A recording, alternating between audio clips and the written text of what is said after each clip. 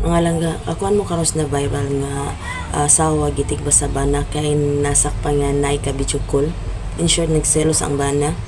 Mo na iya itong nabuhay ang pagpanigbas sa ulo sa asawa. Mo na iyang gitigbas ang ulo sa asawa. Tarong pa nagpangutok mo sa kabana yun nana. Grabe namang pangutok sa bangag na jud kistanan. Gitangtangan niya, gikwaan niya og inahan ang iyang anak. Karon kisa may luya na ang iyang anak. Siya na priso, ang asawa, ang inahan. Ang inahan sa bata, ang inahan sa ilang anak. Wala na, patay na.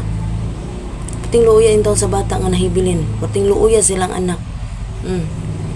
Muna ka mo mga asawa din ha. Hunahuna ag sakto.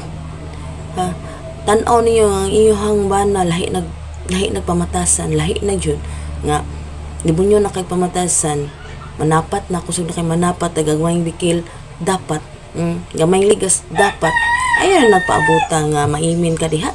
Hinahina nagpamutos, hinahinay nagpagbakwit, daday mong anak i-safety ang inyong kaugalingon. Ayaw pa buta nga napay daotang mahitabo ninyo.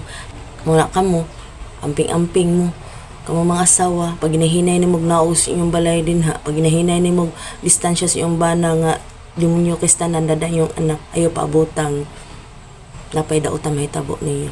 Kay usara gyud tong kinabuhi. Wala ra bay rewind.